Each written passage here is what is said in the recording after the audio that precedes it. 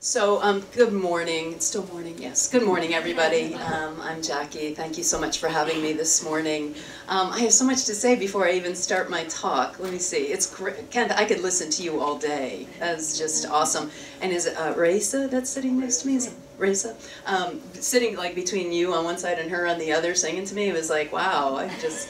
And then, you know, Christina, that was just amazing, the song that you did. So you guys are awesome. So I had commented, I know Reverend Shawn from the Unity Movement from the Eastern region, and when he asked me to speak here, I was really excited about it. And I kind of had this vision of this like really huge church, because y'all notice Reverend Shawn is kind of larger than life.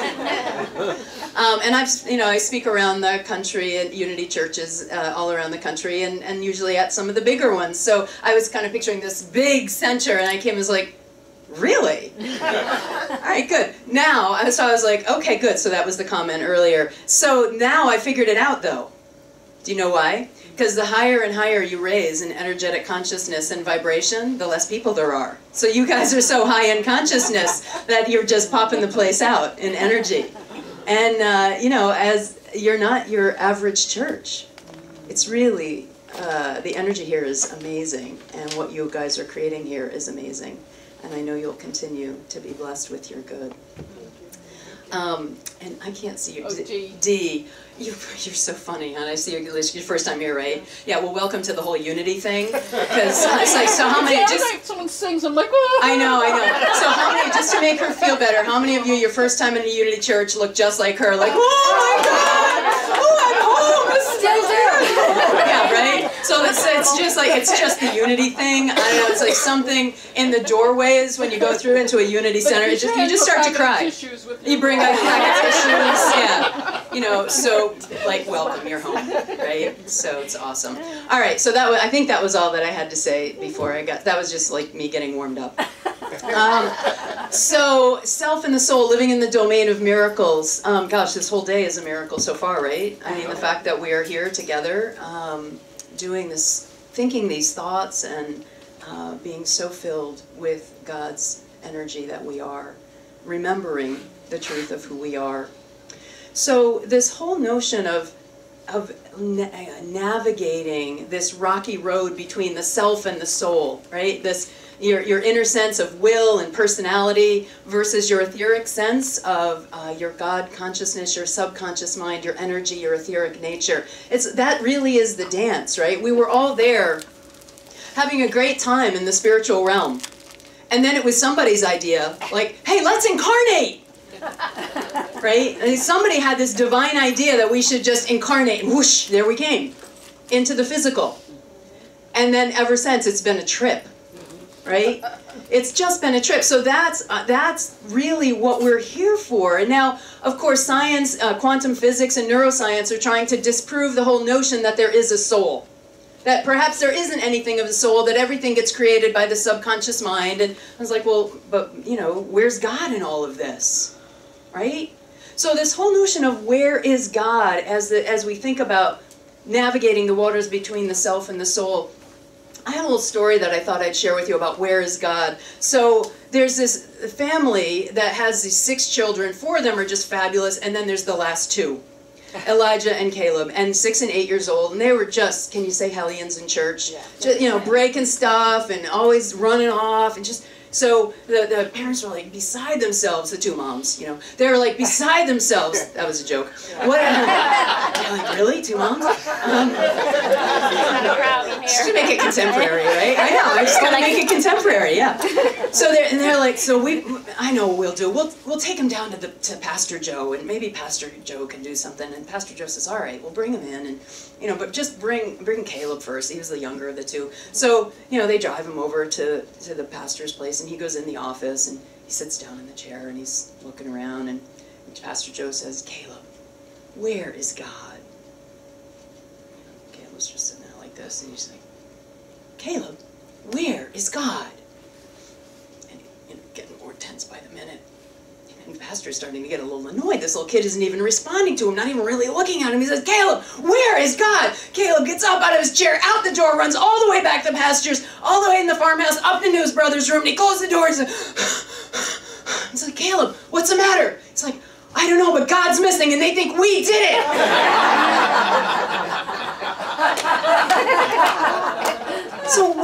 is God in all of this? That's really what we've got to figure out, because science is saying, you know, it's all the mind, and unity says it's, you know, understanding how to use your energy. And so where is God? You know, what our spiritual walk is about is understanding at higher and higher levels that God is who we are. That God is in fact our consciousness, and our access to God is through our conditioned awareness. But it gets messy, right? That sounds so like easy and straightforward, but it gets messy, doesn't it? It gets messy trying to live this human experience and walk the walk in your human life. So there's this question of like, so how do we experience life? How do we experience our self-definition? Because what gives us our experience of life is how we define ourselves. Who we say we are, who I say I am. It is through our self-definition that we experience life. I mean, no place other than a Unity Church can you talk like this. You realize that, right? You go out like, oh, let's talk about how you experience life. Most people be like, well, I just experience life because it's happening to me. And I'm just doing the best to navigate that. But that's actually not the case.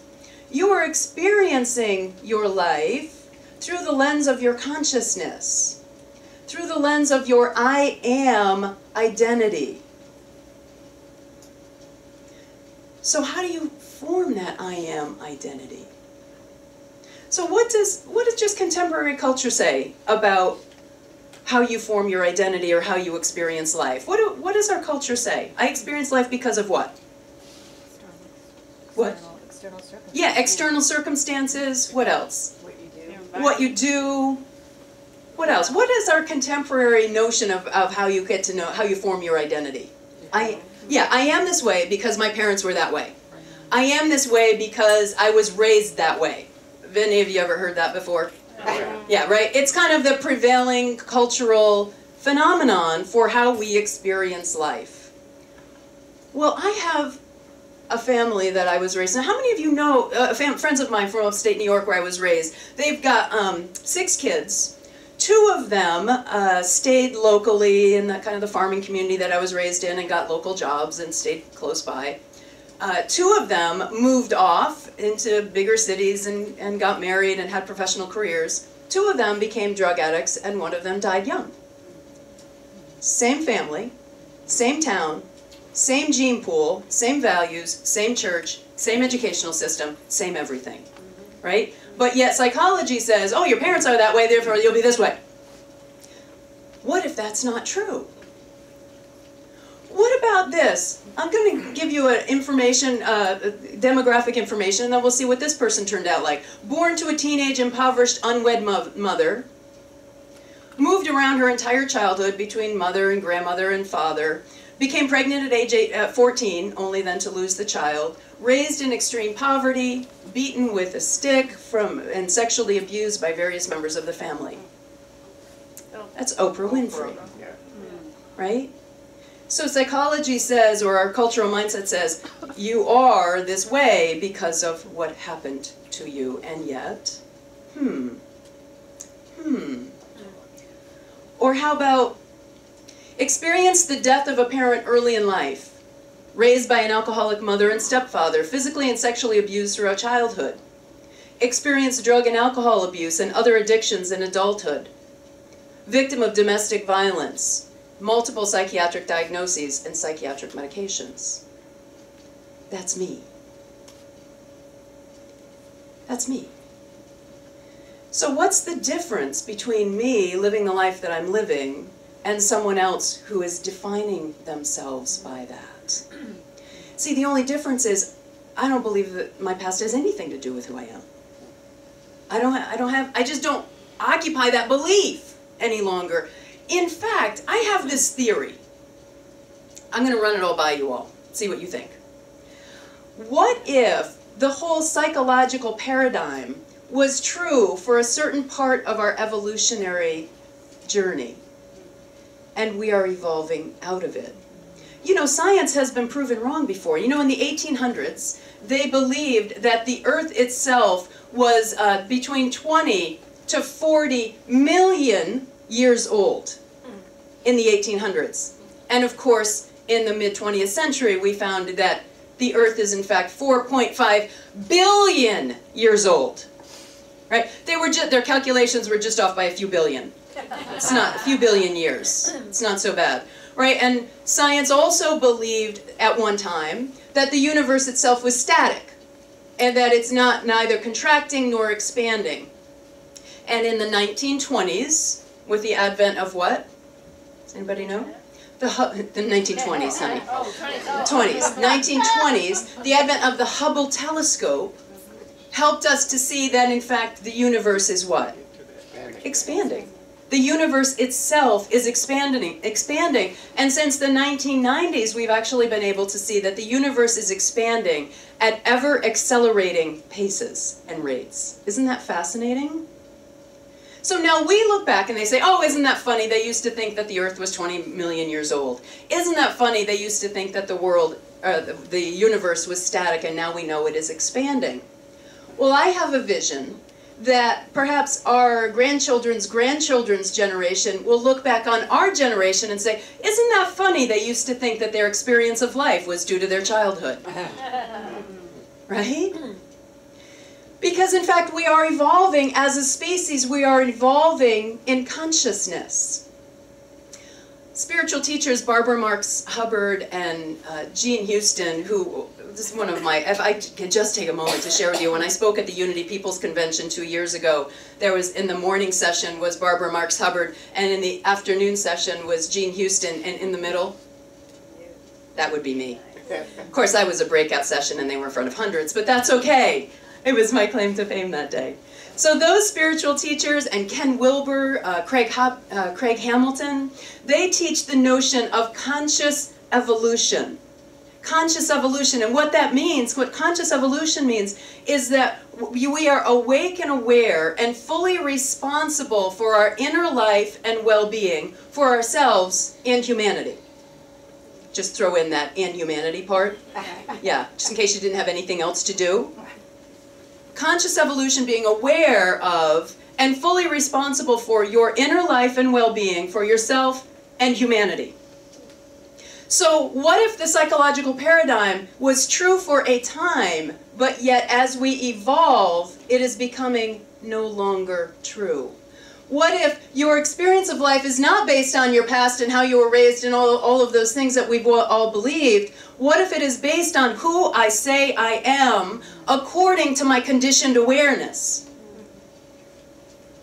Because I am living proof that that's the case. And so are you. You are only a product of your past according to the level at which you carry that self-definition as true. Do you get that? You are only you are only a definition of your past to the degree to which your self-definition still holds that to be true. So, what gets in the way then of you moving your self-definition from whatever that was in the past to I am awake, I am aware, I am God, I am prosperous, I am wildly happy and successful and grounded in my experience of myself in the world. Whatever you want it to be, right? What are some of the self-definitions that you want? This is where you talk back. Abundant. Abundant. Strong. Healthy. Prosperous. Healthy. Happy. Yeah. So the only thing that gets in the way of like me experiencing myself is that every moment is that somewhere I don't have the self-definition of that. So one of the things that I find gets in the way is just this little thing called fear. Fear. The yeah but mind. The what if mind. And in fact, what we call fear is in fact most often anxiety. We just don't want to call it that because that sounds like we need psychiatric medications. Right? It's actually anxiety. Fear is like this. I took my son skiing one day last winter and with a classmate of his and his dad. And my son, he's 9, and his friend on the way up on the ski lift were like, hey, let's do Black Diamond! And I was like, we're at Wachusett Mountain in Massachusetts. I'm like, all right, we're not out in the Rockies. I was like, all right, fine. And the other little boy's like, yeah, let's do Black Diamond! And they're like, they somewhere figured that that's cool, right, to do Black Diamond. I don't think either of them knew what it meant. For those of you who aren't skiers, it's the most difficult trails. So we get up to the top and we get off on the ski lift and we go over to the Black Diamond Trails, and my son and I just, we're going down. And at some point I just had this like intuitive, maybe I should check.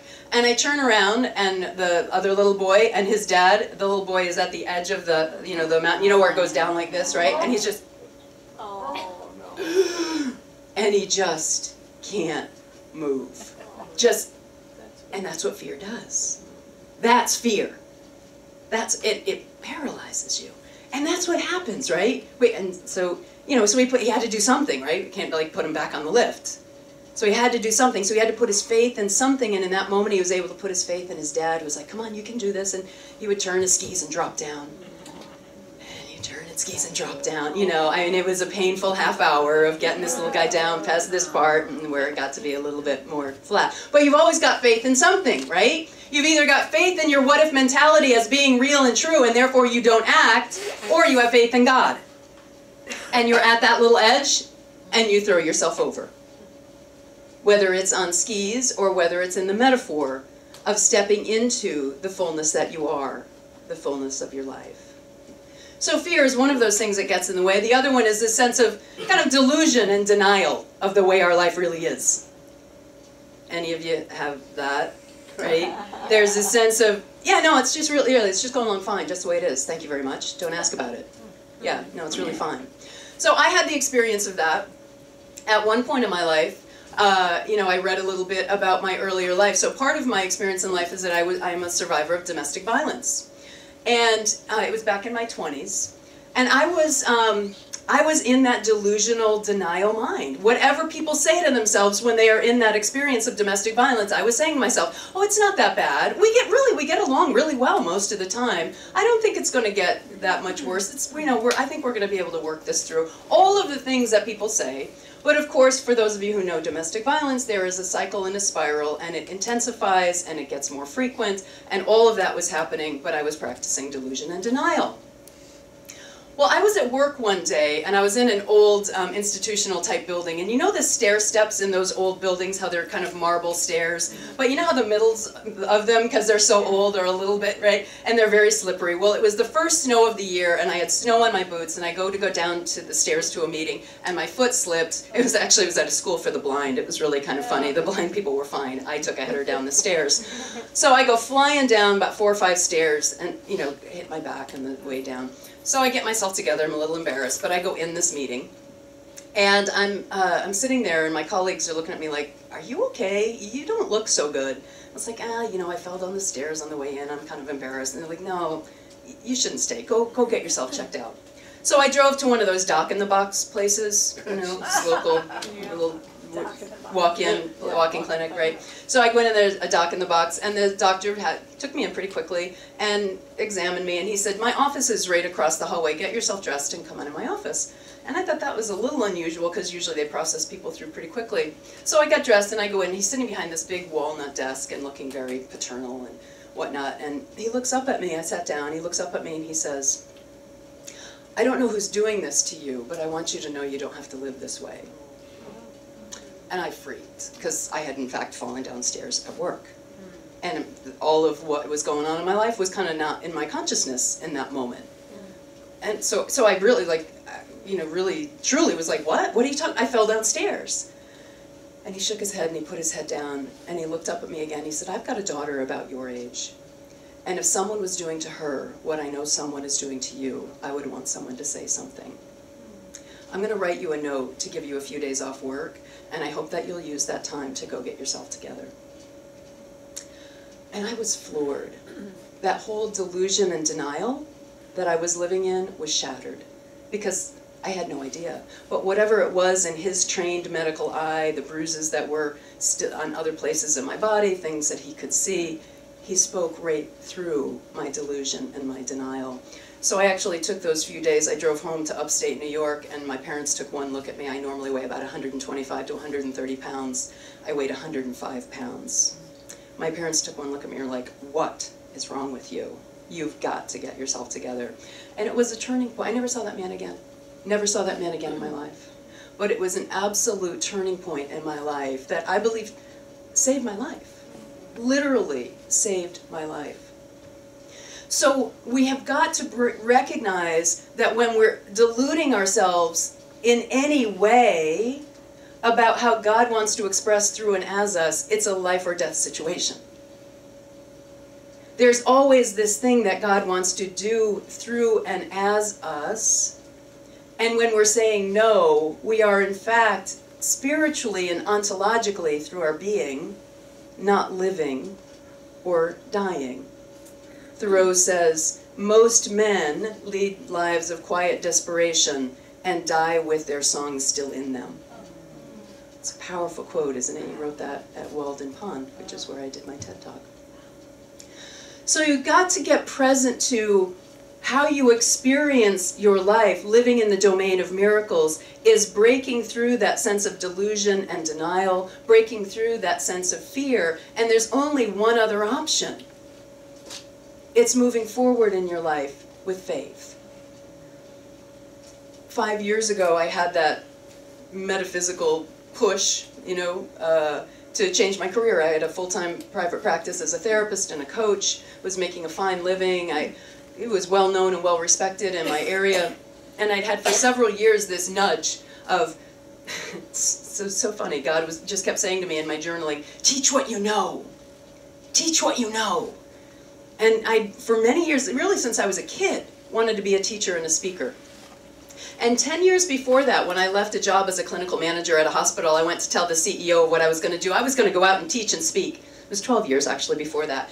And he looked at me, he's 6'4", he looked down at me and he says, people who do that are so full of themselves. What do you think you're going to do? And in fact, I failed. I failed. Developed a successful private practice after I ran out of money. I had to figure out something. But still this notion, teach what you know.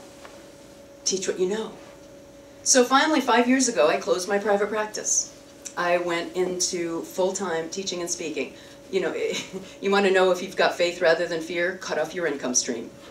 And you're going to have to make something work for yourself. And that's exactly what I did. I put my faith into action, and I closed my practice, and I started going out full-time as a speaker and teacher.